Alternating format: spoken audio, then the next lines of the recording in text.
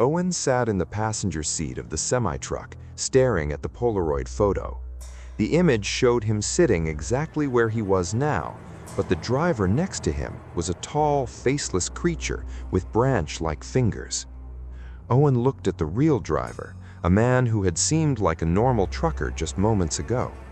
As a street lamp passed overhead, the man's neck stretched and tilted at a 90-degree angle. "You forgot something, Owen," the driver said. His voice sounded like dry leaves scraping against a window. He opened his palm to reveal Owen's house keys. Owen didn't wait. He lunged for the steering wheel, grabbing it with both hands and jerking it to the left. The truck swerved violently, the tires screaming against the asphalt. The creature in the driver's seat didn't fight back with strength. Instead, its skin began to turn into hard gray bark. Owen's hands slipped as the steering wheel itself grew thorns. The truck crashed through a guardrail and tumbled down a steep embankment. It rolled twice before slamming into a massive oak tree at the bottom of the ravine. Everything went black. Owen woke up 10 minutes later. The cab of the truck was crushed, and the smell of leaking diesel was thick in the air. He looked to his left. The driver's seat was empty. The door was gone.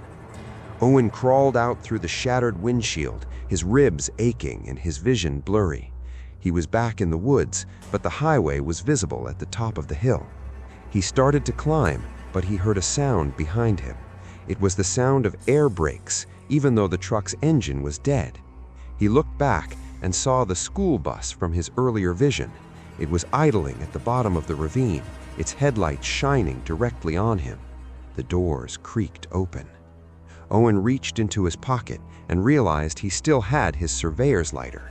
He looked at the leaking diesel fuel trailing from the wrecked truck toward the bus. Logic returned to him. This thing, whatever it was, used the forest and the structures to trap people, but it was made of wood and paper. Owen struck the lighter.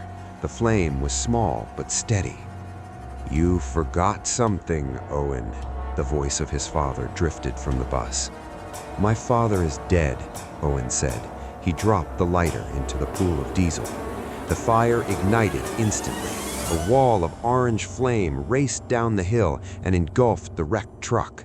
When the fire hit the school bus, the vehicle didn't explode like metal. It shrieked. The bus began to twist and contort, its bark-like skin blackening and peeling. The hundreds of human-like hands that served as its wheels clawed at the dirt, trying to pull the creature away from the heat. Owen didn't stay to watch. He climbed the rest of the way to the highway. He didn't flag down a car this time. He walked 3 miles in the middle of the road until he reached a 24-hour gas station on the outskirts of town. He walked inside, covered in mud and blood. The teenager behind the counter stared at him in horror. Owen didn't say a word. He walked to the rack of maps, found the one from Mason County, and tore it into pieces. "Call the state police. Tell them there's a fire in the ravine off Route 33. Tell them to bring chainsaws, not fire trucks." Owen sat on the floor and waited. An hour later, the sheriff arrived. He told Owen that the fire had been put out, but they found something strange. There was no truck, there was no bus, there was only a massive pile of charred wood and thousands of rusted keys scattered in the ashes. The sheriff handed Owen a small object. "Found this at the center of the burn site. Figured it belonged to you." It was the scratched photo of Owen's dog, but the photo had changed.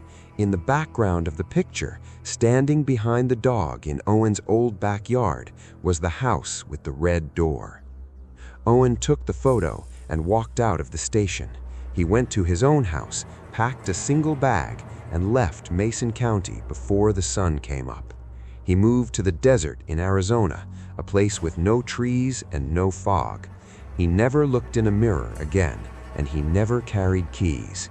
He lived in a house with no locks because he knew that if that thing ever came for him, a door wouldn't step it. He had burned the forest, but he knew the memory of the red door was still waiting for him in the dark. He had escaped, but he was the only person who knew that the woods weren't finished with Mason County yet.